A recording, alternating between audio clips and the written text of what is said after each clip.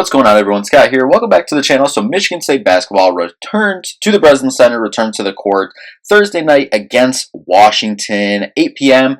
on Big Ten Network. The Zone reunion game. A lot of stuff going on at the Breslin Center. Last game before the students come back, before the regular Zone comes back. So excited for that and the Zone reunion game. Crowd always brings it, so excited for that one.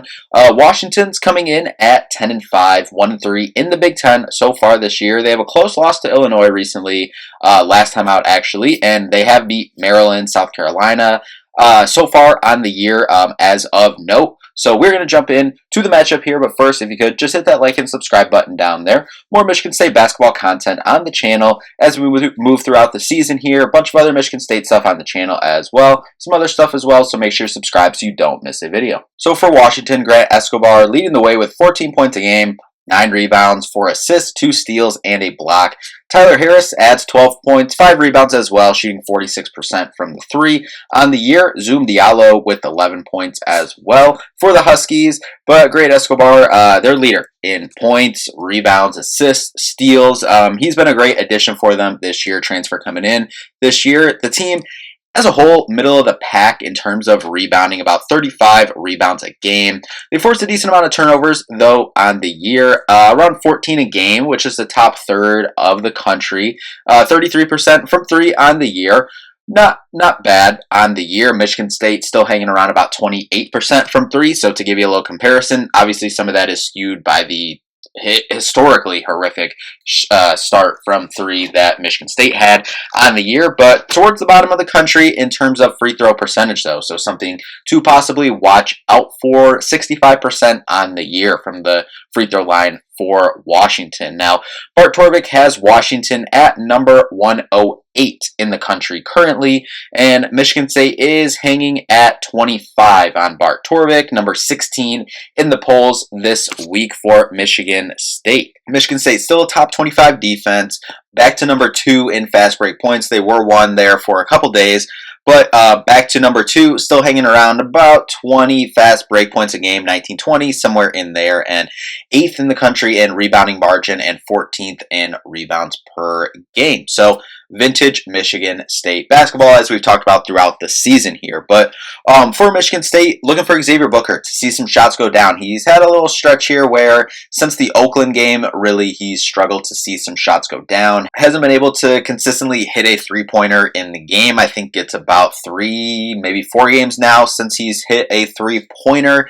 He's got some good looks. They're just not going down. Same thing can be said about, Jaden Akins has been getting about 1 or 2 to go per game, but he's shooting about 5 to 7, so he has a little bit more volume than Xavier Booker. But and then you can really say that about this whole Michigan State roster in terms of three-point shooting. That's what we were saying at the beginning of the year. Why weren't too concerned about the shooting. Michigan State has been getting good shots, and Izzo has even said that multiple times throughout the season, that I'm okay with the shots that they were getting. And Izzo says we're okay with the shots that we're getting. We just have to start hitting some. And the credit to them that they have. But Xavier Booker, been a couple games here since saw one go down.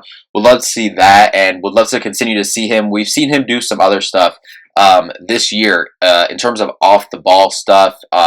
Rebounding, we've saw a little bit of improvement on, and defense would like to see continue that to move here. We also saw him last game against Ohio State where he got the ball on a deflection and took the ball pretty much 3/4 of the way of the court to the basket for a nice finish there in transition. So he can do that. We've saw that at some other spots as well. Get the ball at the 3-point line and then kind of strong dribble drive to the basket for a nice finish. So we've seen that. So just finding a way to get Xavier Booker going.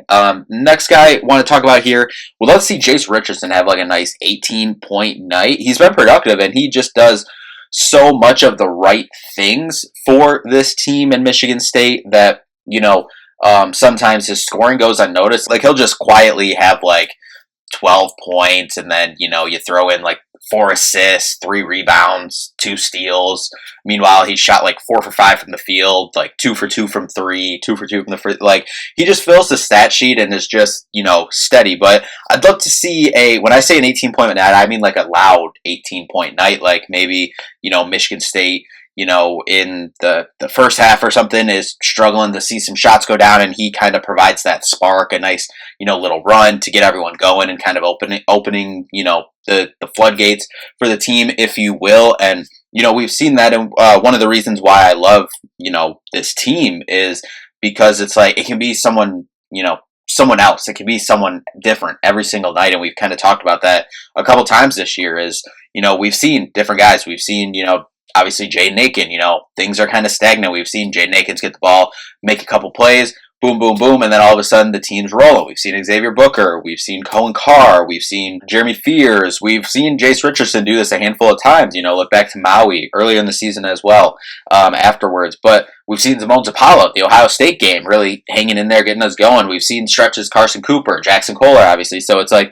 literally pick anyone on the roster, and it's like, oh, yeah, they've had their moment where team's been struggling maybe, and, they picked it up and then kind of got everything rolling. So we'd love to see a loud Jace Richardson, night, maybe, get a little spicy with some 20 points would be nice. I put down 18, but, want to see a productive, loud night for Jace Richardson. Feels like it's been a couple games. I'm not saying he's played bad at all. He's been great this year, all year, but, we'd love to see a loud, like, I'm here, I'm still, like, don't forget about me in this loaded Big Ten conference with so many good freshmen.